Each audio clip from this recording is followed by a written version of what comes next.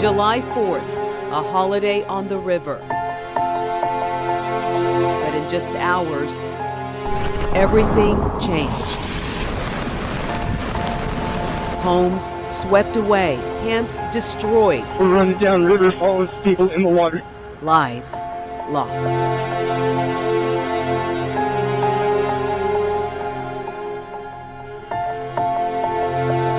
Now she's in a better place with God holding her right now.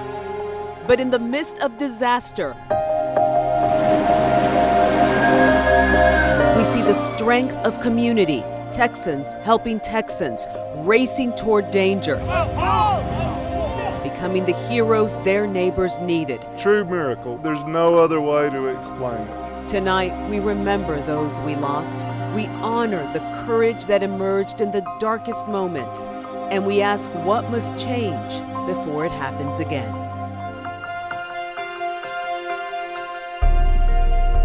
Thank you for joining us for this 1 hour special, Hearts and Heroes Flooding in the Texas Hill Country. I'm Cynthia Izaguirre. My colleague Barry Davis is anchoring from the Texas Hill Country tonight in the heart of the devastation where the swollen Guadalupe River surged beyond its banks, tragically sweeping away more than 100 people, homes, and cabins. Barry? Izzy, in this special, we're going to hear from people who got out literally with minutes to spare. We'll also hear from families dealing with unimaginable loss. We'll ask the tough questions. Were there warning failures? What else could have been done to prevent this level of disaster? But we'll also hear what defines this state: Texans helping Texans. When the waters rose, so did the spirit of these communities. And tonight, we bring you their voices, their heartbreak, their hope, and their path forward. We begin by going back to the morning of July 4th, a day meant for celebration along the Guadalupe River. Children were at summer camps. Hundreds were getting ready to enjoy the holiday in Kerr County. But in the early morning hours, everything changed. WFAA's Kevin Reese walks us through how the flood unfolded hour by hour. KVUE News Weather Impact Alert. Breaking news here in Texas as we come on the air at least 13 people are dead. 23 girls have been unaccounted for. Their parents. By the time the news reports came pouring in, and it has been a heartbreaking start to the holiday here in Central Texas. Lives were already being Our lost. prayers and our thoughts are with you. And souls in the Hill Country. This is just the beginning. Yeah, I Swept think away. there's people across the country right now praying for this community. This came at night when people were asleep. Please pray.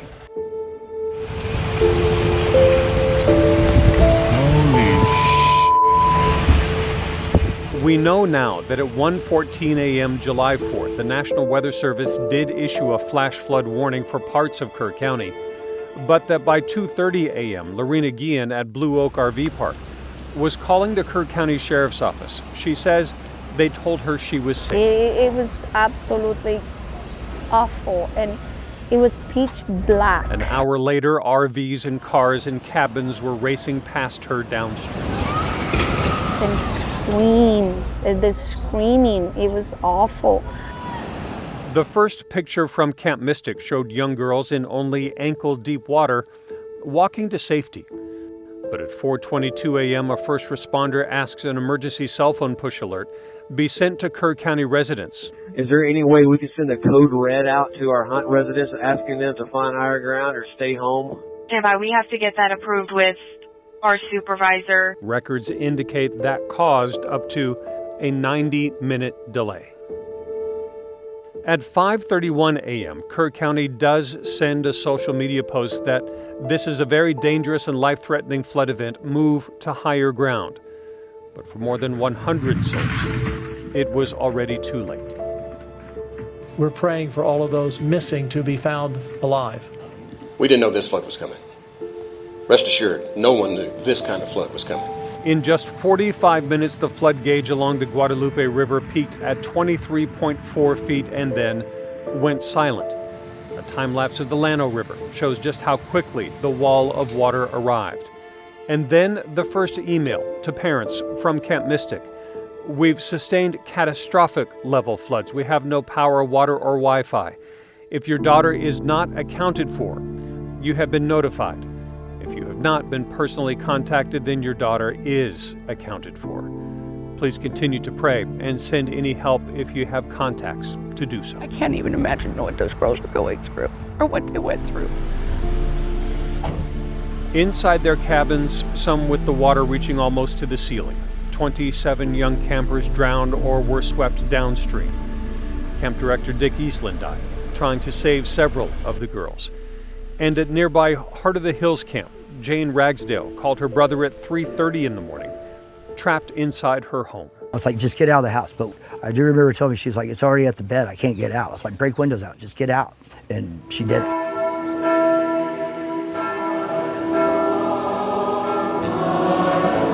By the end of the first week, the toll and the scope of the disaster were both staggering.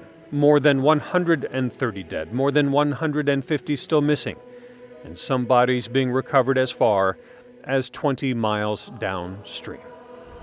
No parents should ever have to bury their child. But the next flood, one of help, humanity, and hope, that is part of this hill country heartbreak too.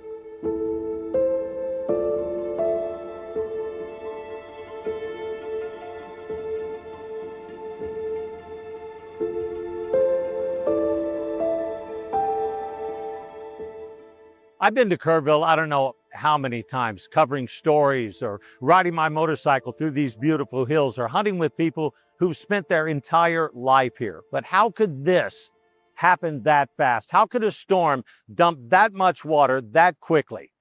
For the answer, let's go to the Ken 5 studios and Ryan Shoptaw and let him walk us through how this storm developed.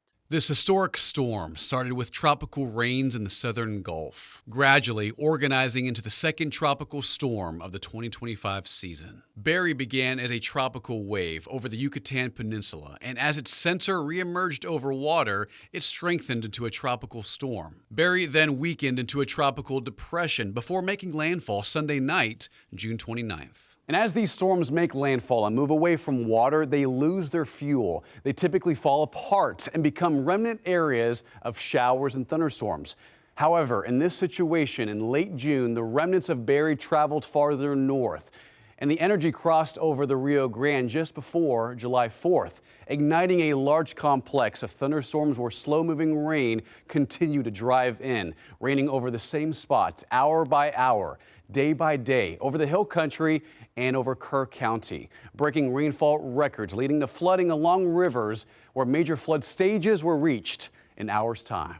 Rapid runoff and the terrain of this part of Texas played a big role. The geography along the Balcones Escarpment creates fast-flowing water across what meteorologists know as Flash Flood Alley. Hilly terrain, shallow soil creates a vulnerable area given the convergence of different weather patterns in the summer. The combination of this region's topography, geology, hot and humid climate create ideal conditions for flash flooding. In the days leading up to July 4th, Camp Mystic brimmed with song, laughter, and joy. But just moments after midnight, everything changed. The first flash flood watch was issued at 1:14 that morning, while hundreds of girls were sound asleep. Campers as young as 7 were jolted awake by the storm. As thunder rattled overhead, girls who'd spent many summers at Camp Mystic reassured the little ones this weather comes often. But this wasn't just any other storm. Within hours, the power had completely gone out and the Guadalupe River began to rise. The cabin closest to the water was Bug House, where a counselor's quick action saved several of her girls. She tore through the rain to alert staff. Camp Director Dick Eastland wafted through the waters to evacuate them. Hours later, the water rose to the roof. The person who put his heart and soul into Camp Mystic died getting campers to safety. In other parts of the camp, staff led campers through knee-deep water to Rec Hall, where the girls waited on the second floor for hours as the water rose. Our usual flooding plan is to get to the highest point, but it happened so quickly that no one really had time. Hand in hand, they prayed and sang for hours in the night. By the time some girls realized the severity of the flooding, it was too late to get campers to that central point. At Wiggling Cabin, they waited out the storm on mattresses until the waters began to recede. At Chatterbox Cabin, 9-year-old girls watched as their rescue car floated away. They climbed out of windows and up the hill behind the cabin as high as possible. They waited hours in the rain for help to arrive. But in the cabin that housed 13 of the camp's youngest girls, doors on two sides of the building brought in water faster than the others. Tonight, all of the campers and counselors inside that cabin are either missing or dead. When the sun finally began to rise, stuffed animals and blankets lay on the lawn, and campers and counselors waited for rescue as they held on to mattresses, poles, and trees. They clung to hope that their friends and sisters also survived a night of horror they'll never forget. Now, 2 weeks after the floods, and this is what's left. There are mountains of debris everywhere. Trash from homes ripped off their foundations and twisted, mangled metal, almost symbolic of the lives forever changed. And in the midst of all this heartache, we're hearing stories of hope and sisterhood. Teresa Woodard brings us the voices of Camp Mystic, raw and resilient, as they try to reconnect with the place that helped shape them. In Camp Mystic's online archives are decades-old videos We are so glad y'all are here. and almost century-old photos. Girls started spending summers here in 1926. Ever present are smiles and songs. You can feel their faith and see the fun. You can truly be yourself as a kid there. And the backdrop to most every memory made is the water. For generations, yeah, I went to Camp Mystic for 5 years, and then my sister went to camp there for 10 years. Girls grew up on the Guadalupe River. Camping here built character and camaraderie. Mystic girls are more than friends. They almost feel like more than family just because of the bonds you make going every summer, seeing the same people. Perhaps it brings a bit of peace to know how much these campers must have loved one another and how much the camp loved them. On the morning of July 4th, when the river overtook them, they were together. Almost 30 campers and counselors are gone. Camp Director Dick Eastland is too. It was nobody's fault. And if I did have a little girl, I would still send her to Mystic in a minute. Dick Eastland died trying to save the campers he loved. And there's no other place on earth I would want my little girl to be, where she's loved so much that somebody else would die trying to save her. On the other side of Mystic, campers knew there was a terrible storm, but did not know it was catastrophic. I feel guilty that we were so safe and oblivious while they were living hell on earth. The gravity, the reality set in. The Lord of love has come to me. I want to pass it on. On a bus, evacuating. Devastation surrounded them, yet still they sang.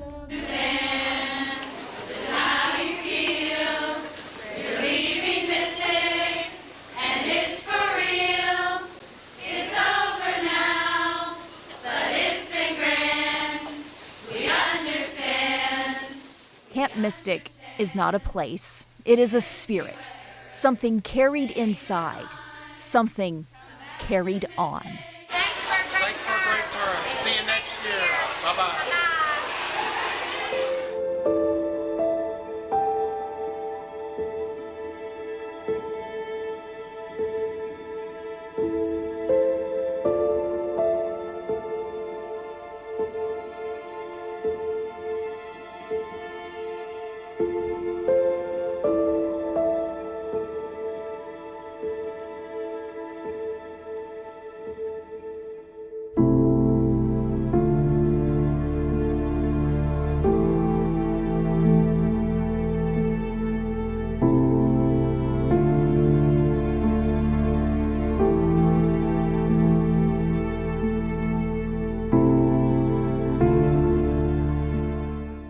We've heard from so many people who say Camp Mystic isn't just a place, it's a part of them.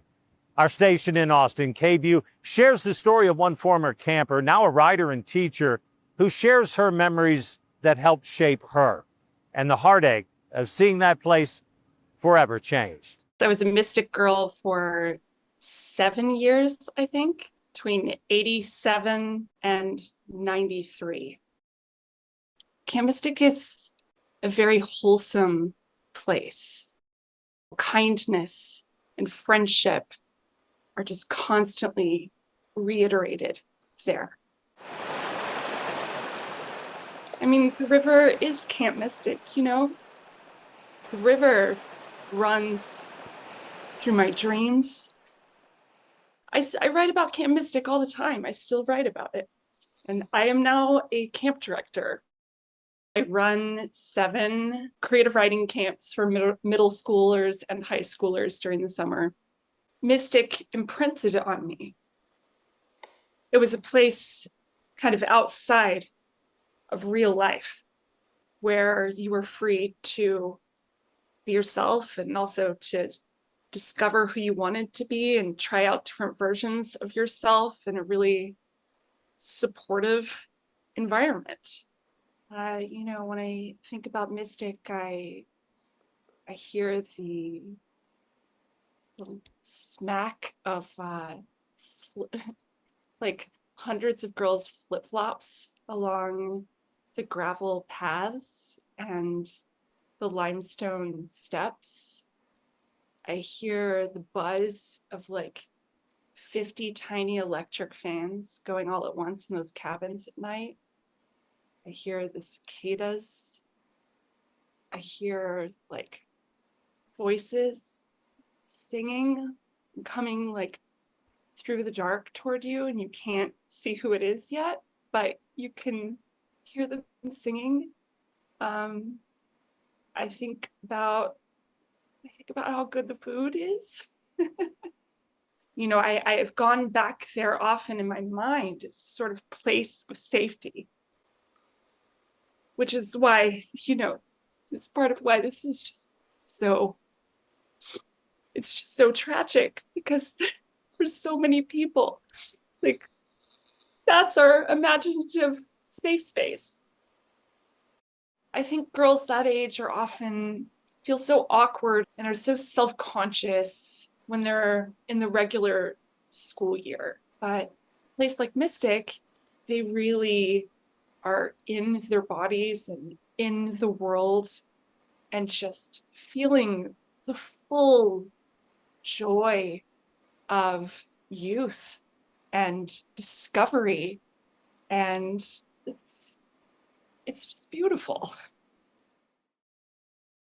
The moment the news broke about the scope of the deadly floods, Texans stood ready to provide our neighbors every need, dropping their holiday plans to race to the center of the devastation with shovels, blankets, food, flashlights, you name it.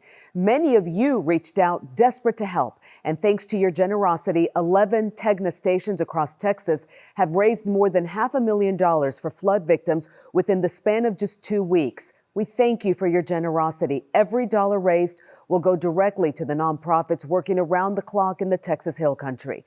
And we're not stopping here. We continue to rally around every person impacted in Central Texas. If you'd like to give, please scan the QR code on your screen right now. Again, All donations go directly to vetted nonprofits on the ground in the Hill Country, providing immediate and long-term aid. They'll appreciate anything you're able to give. To understand just how extreme this flooding was, you have to look at the sheer volume of water that poured into the Hill Country. WFAA meteorologist Maria Ruiz has covered the region for years during her time in Austin and studied the numbers and the history. Water is incredibly powerful. It's hard to picture a foot of rain and the impacts that it can have on any terrain. Let's take Kirk County, for example. 12 inches of rain fell July 3rd into the 4th of July holiday. 12 inches of rain caused the Guadalupe River to rise 27 feet in 45 minutes. This runoff happened incredibly fast, and this is to do with the terrain, with the type of soil, and of course, the intense rainfall from those storms that came in. Whenever you calculate that out, that amounts to 120 billion gallons of water for the entire county. Now, this, of course, varies a little bit depending on what specific point in the county you're seeing. It's hard to imagine that amount of water. So let's take Niagara Falls, for example. Niagara Falls sees 45 million gallons of water every single minute. Over the course of an hour, that's 2.7 billion gallons of water. And over the course of a day, it's 65 billion gallons of water that flows over Niagara Falls. Well, for Kirk County, they saw almost double that amount of water in only 6 to 8 hours.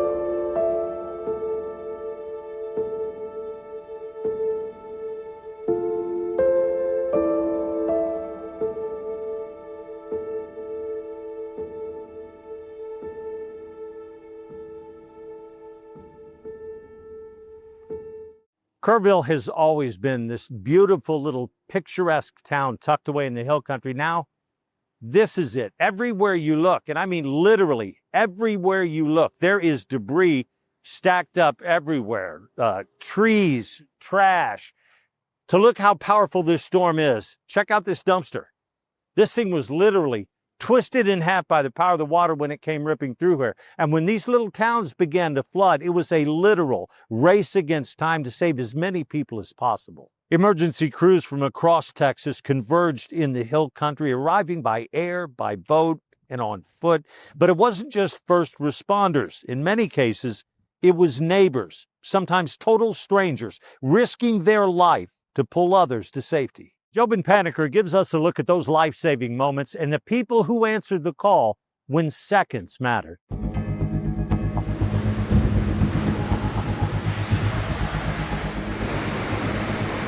July 4th in Kerr County was eventful, and for all the wrong reasons. Oh my God! There's people screaming in the river! This came at night.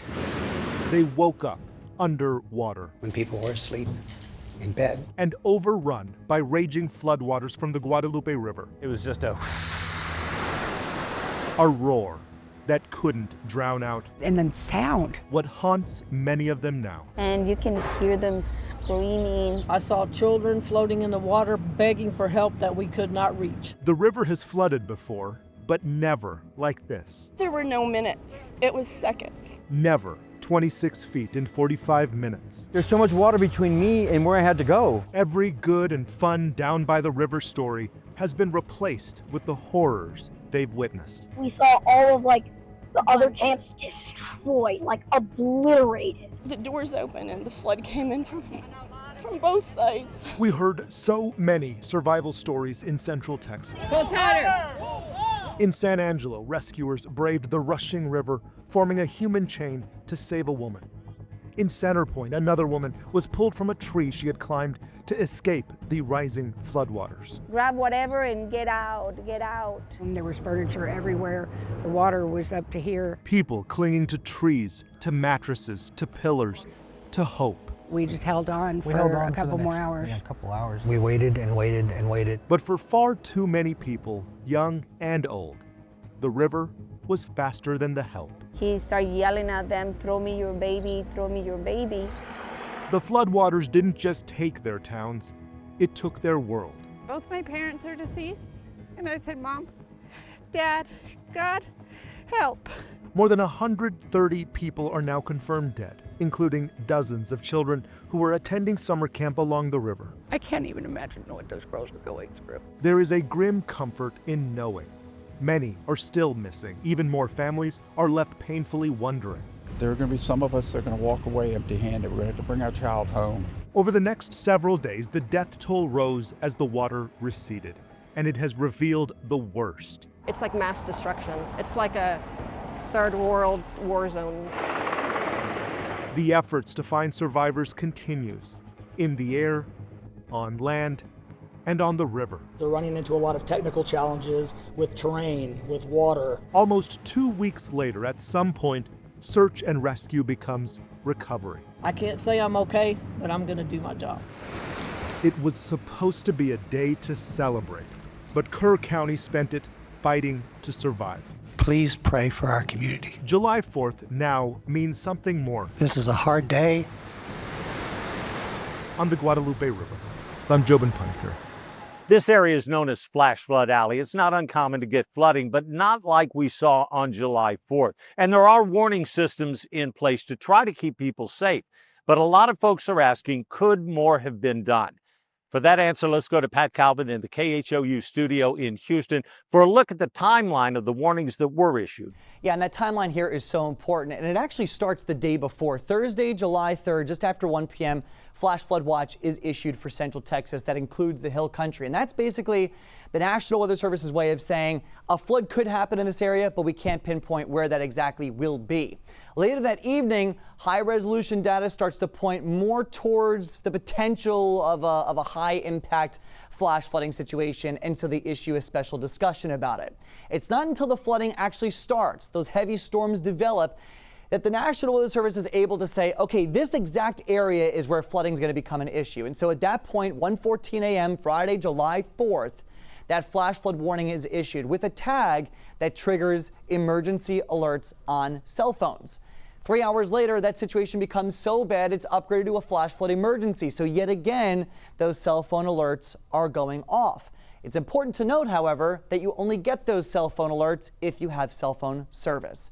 And 17 minutes after that flash flood emergency is issued, the Guadalupe River at Hunt hits major flood stage. Now, we talked about this area being known as Flash Flood Alley. Now, exactly what is that? It extends from the Dallas Metroplex down to the U.S.-Mexico border, and it's where you've got Pacific and Gulf moisture overlapping to produce heavy rainstorms. And the Hill Country is pretty much the bullseye for this, and it's also the area where a lot of major rivers run through the state of Texas. So what makes us so unique? Let's talk about the Guadalupe River itself. This is where we had that major flooding, and all of these small streams and creeks run into the Guadalupe down steep terrain with shallow soil, and so when heavy rain comes down in this area, it has nowhere to go but to fill this river, and that's what leads to flash flooding during heavy rain events.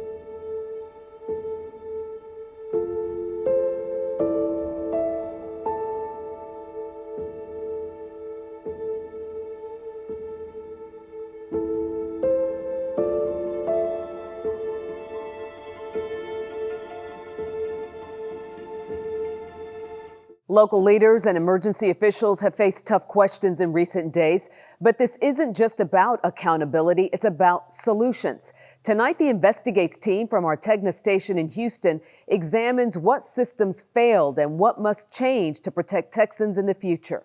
Here's Jeremy Rogalski.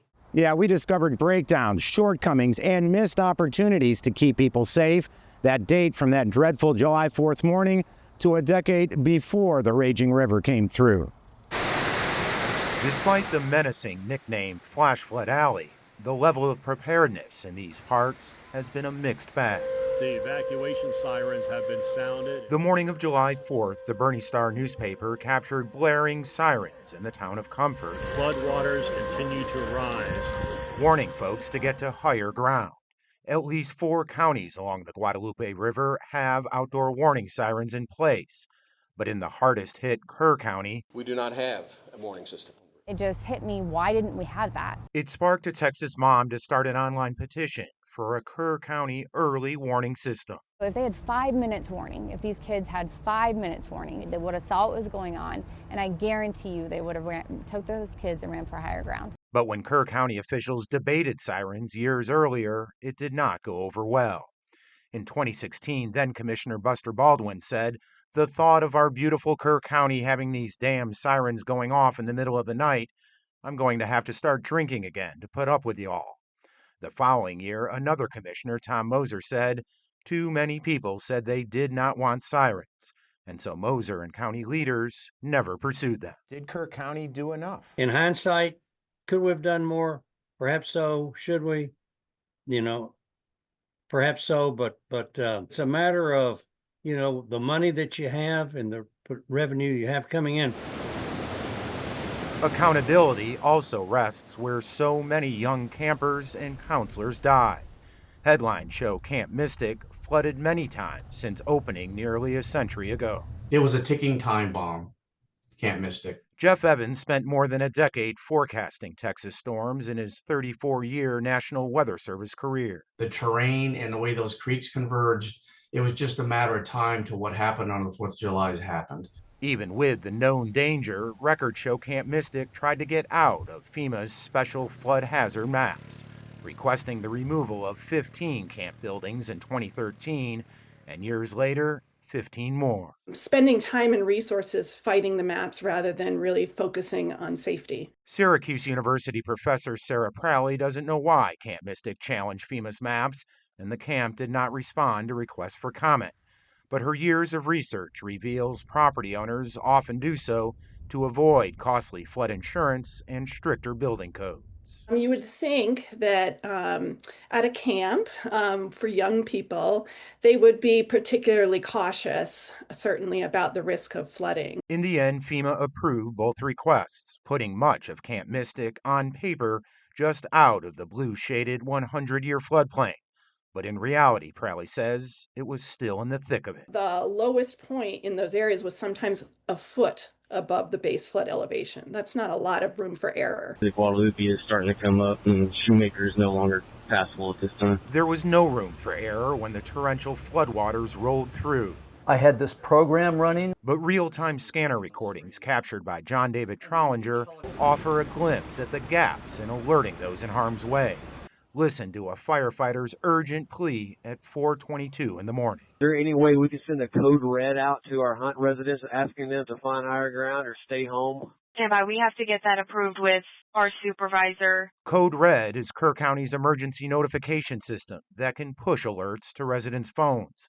Trollinger, who helped install the system as the county's former IT director, says he didn't receive one until after 10 that morning. Someone needs to be on the phone to authorize it immediately and get these alerts sent out. That is a point of failure. Jeanette Sutton is founder of the Warn Room, a training tool for agencies to improve warnings and alerts. For whatever reason, they weren't available to get in touch with that supervisor in the middle of the night. That does need to be addressed.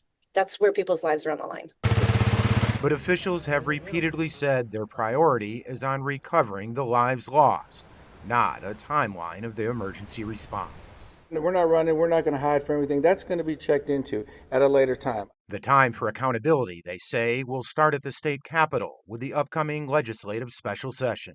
Our city of Kerrville and Kerr County leadership are committed to a transparent and full review of processes and protocols. In Flash Flood Alley, a review perhaps long overdue. I'm Jason Whiteley, and it will be up to the legislature to look for solutions and ways to prevent loss of life during future floods. Lawmakers returned to the state capitol Monday for a special 30-day legislative session, and addressing this disaster is now paramount. But even something as simple as an early warning system is much more complex than you might think when you're dealing with rising rivers. State Senator Paul Betancourt from Houston explained one idea that he plans to propose. My idea was to use old tech sirens and combine them with what everybody is getting overloaded on, which are these cell phones right now.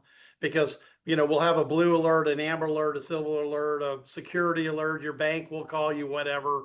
And people are now turning these alerts off. In fact, in Texas, we turn off these alerts 5 times as fast as Vermonters do. Well, I'm one of those people who turned it off. And, Sure. if I'm camping down there along the Guadalupe, how can I be notified?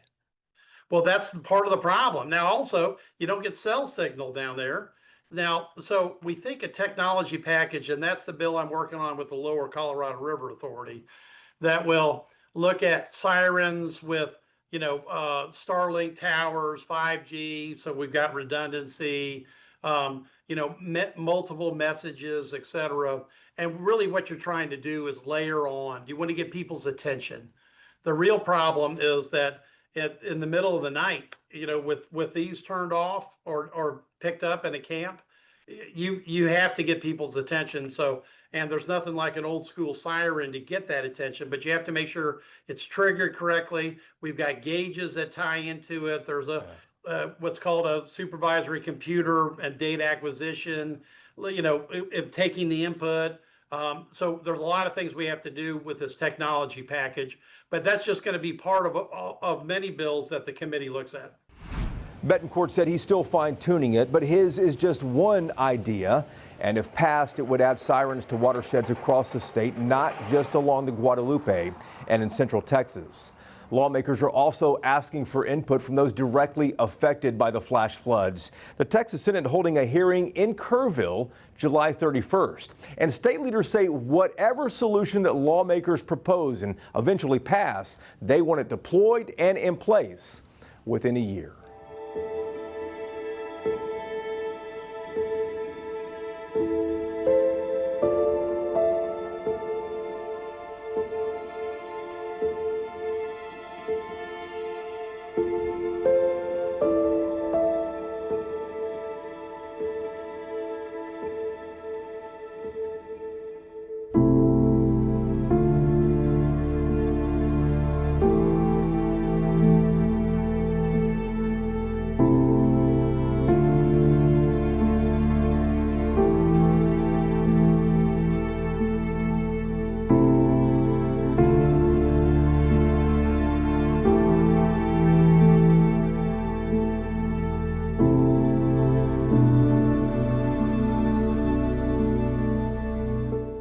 The torrential rains that upended hundreds of lives went far beyond Kerr County lines.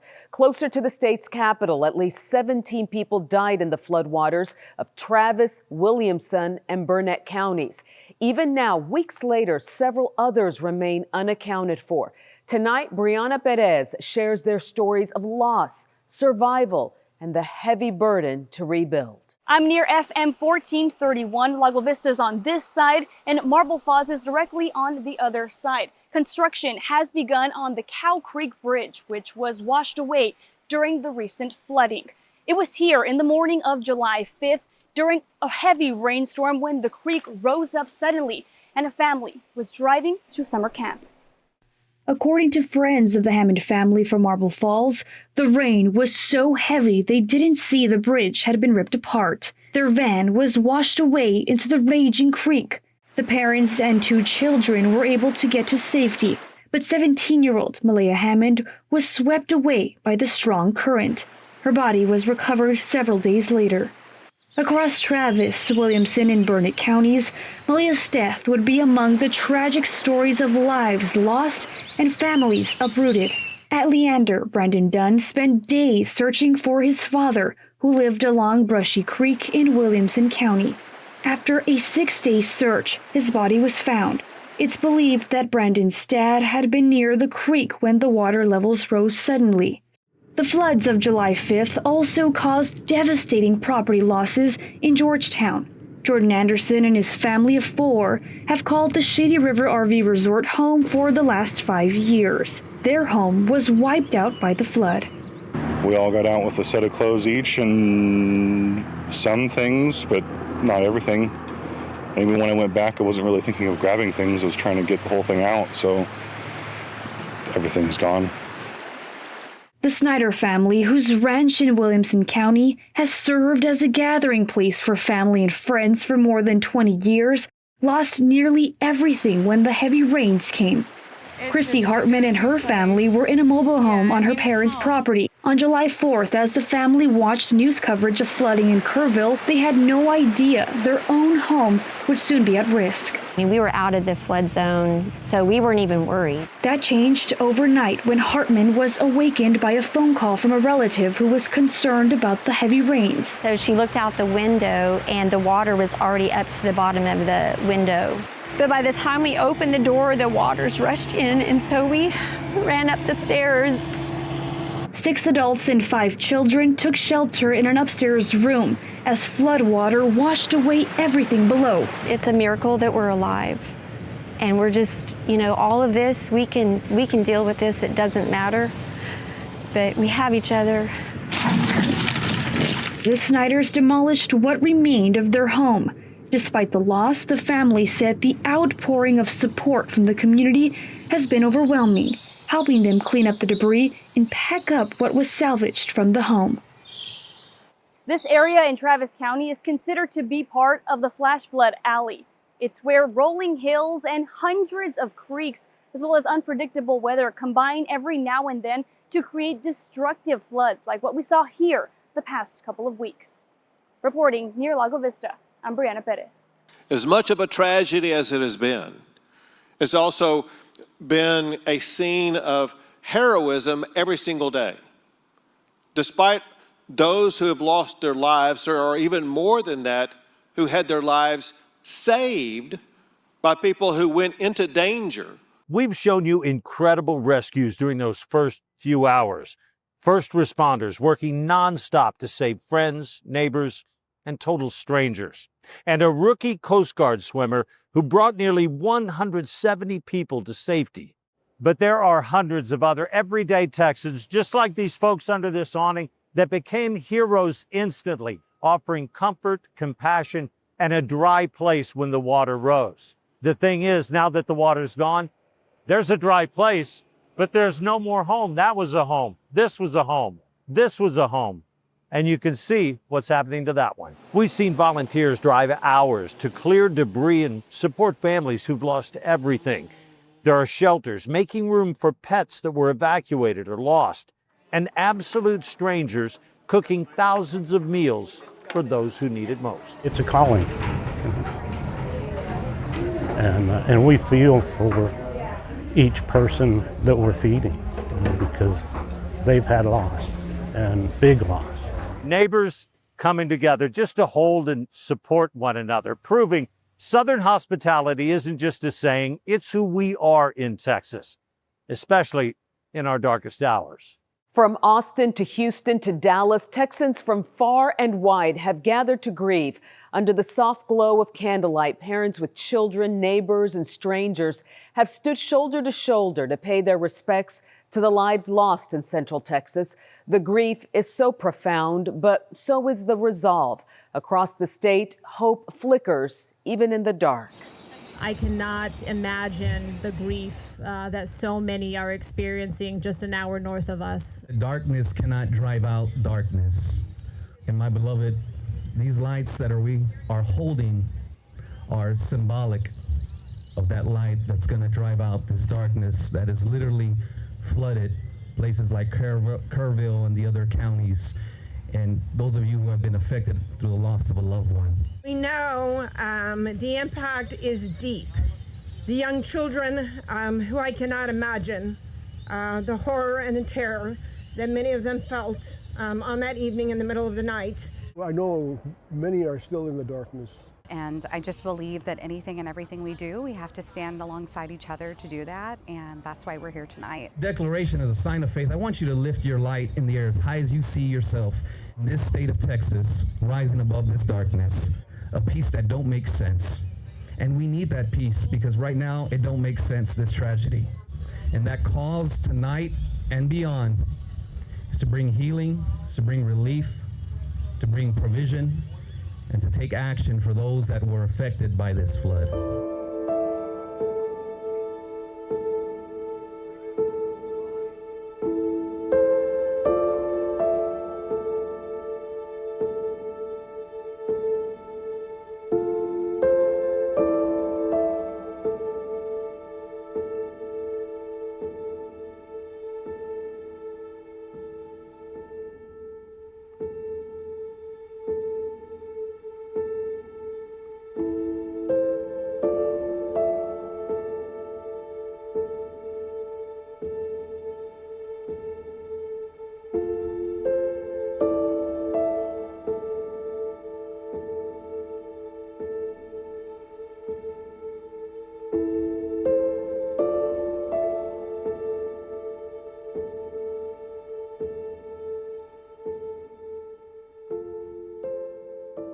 Along the banks of the Guadalupe River in Kerrville, more than 140 wooden crosses now stand as a growing memorial to those lost in the July 4th floods. Each cross bears messages from grieving families and communities across Texas. Amanda Henderson shows us how this simple gesture is helping families feel seen and not alone.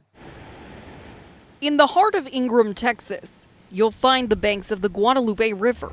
Wildlife making their way through piles of branches, while the race to recover victims continues. What troubles have you guys had with the water today? Well, we were working last day, but yesterday and today, we have to stop for the raining. The raining is causing the rivers comes up. Manolo Acevedo is with Protección Civil from Nuevo León, Mexico. They are armed with ATVs, divers, boats, maps, and search dogs, only taking breaks when officials tell them it's too dangerous to search. The team is one of several we saw today, walking the river, searching for evidence of those swept away in the floods. Talking with some of them is difficult. What they show us in videos and what we find in the river too. About 4 miles downriver from Acevedo's team in Kerrville, today we found Roberto Marquez. So how many of these have you made so far? But I believe we need to make another 18. The artist is hand-making these crosses to honor those lost across Texas. You can see that lumber has been broken. The river, pushed, must have been a wall, fence. The crosses line Guadalupe Park, a wall for people to leave messages also nearby. I can't help but notice this one. It says blessings and prayers from Uvalde, Texas. See what I mean? There's a lot of people from Uvalde. He reads the notes out loud to us. United in love for the Texas Hill Country. Marquez hopes this will bring a sense of peace for those who visit. This becomes a sacred place for everyone to come and unite so we can all get together and comfort each other. I think that's what we are up to do, and especially at this moment.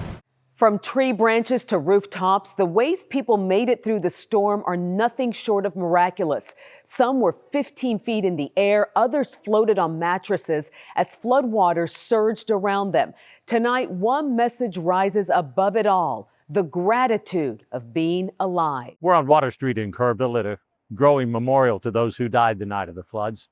One man says the Houston Astros and Jesus Christ saved his life July 4th. He also says what he heard and saw that night will stay with him forever. Mike Jimenez has his story. And for the first time, I just broke down. You know, I mean, my mom cried in my arms yesterday. Ricky Ray Robertson says when the Guadalupe River started to rise, he didn't have time to think, saving his brother who was at home along the river. I was banging on that door. He couldn't hear me, so I had to kick in the back door. Robertson says when he first crossed the street, it was dry, but in less than a minute, the waters had risen. Then when I got him, when we went back across, it was a little bit over my waist. Robertson stays at a cabin behind the home where his brother lives, which was washed away by the river. But on that night, he was watching the Astros game across the street, deciding not to go home when the rains began to fall. Houston Astros and Jesus Christ saved my life. As Robertson scrambled to save what he could, he says he heard screams from the river that he says will haunt him forever. I think what I heard on this river that night was just more mind-blowingly chilling. As the waters have receded, Robertson says several bodies have been recovered near his home and have left behind a trail of destruction. This green shed came from next door.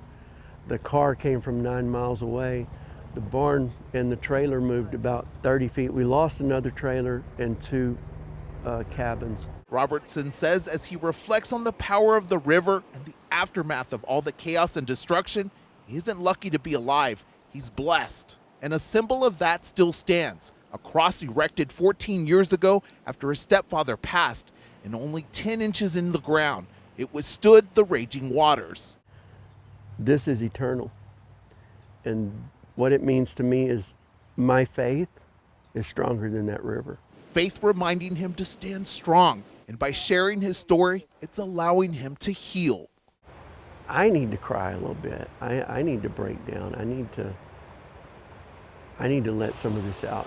You have to breathe, and you do have to realize that we are human.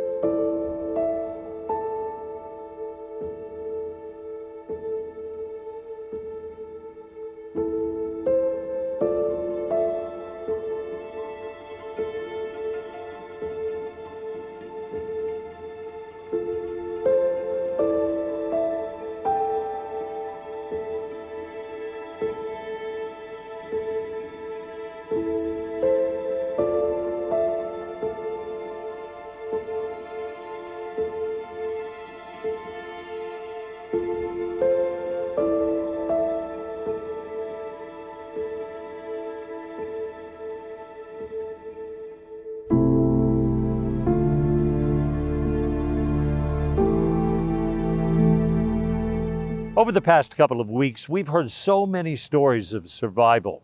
12 miles north of Kerrville, in Ingram, a couple clung to a pillar for hours as floodwaters swallowed their home. We were there the first time they went home again, and though so much was gone, there was one thing Doug and Libby Fuller were sure they'd never see again. Here's Tiffany Liu.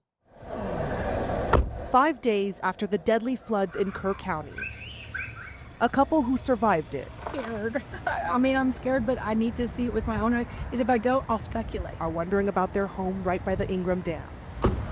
For the first time, Doug Fuller it's all gone. And his wife, Libby Evans Fuller, are seeing what's left. There are no words.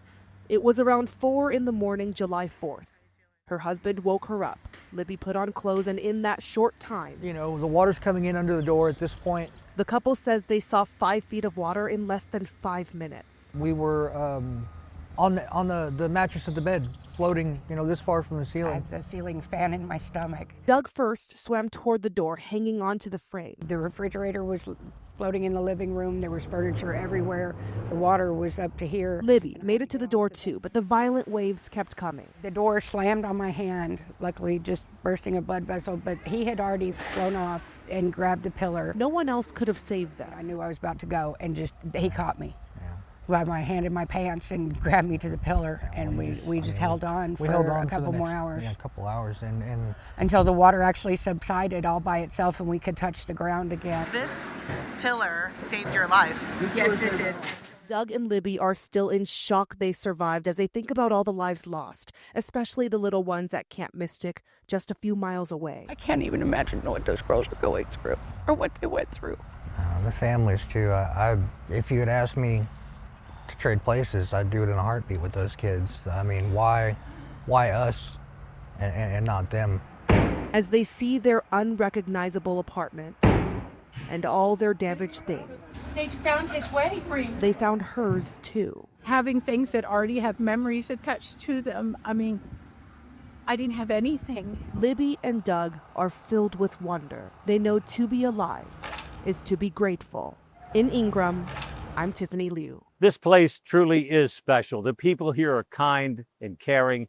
When the cameras leave and the headlines fade, and they will, this community will still be here, rebuilding, remembering, and holding on to lives that were forever changed by this flood. We want to thank you, our viewers across this great state and across the nation, for your compassion, for your caring, most of all, for your support. And because the river took so much, it also revealed something much, much deeper. It brought out and put on full display the strength of neighbors, the power of unity, and the heart of what it means to be a Texan.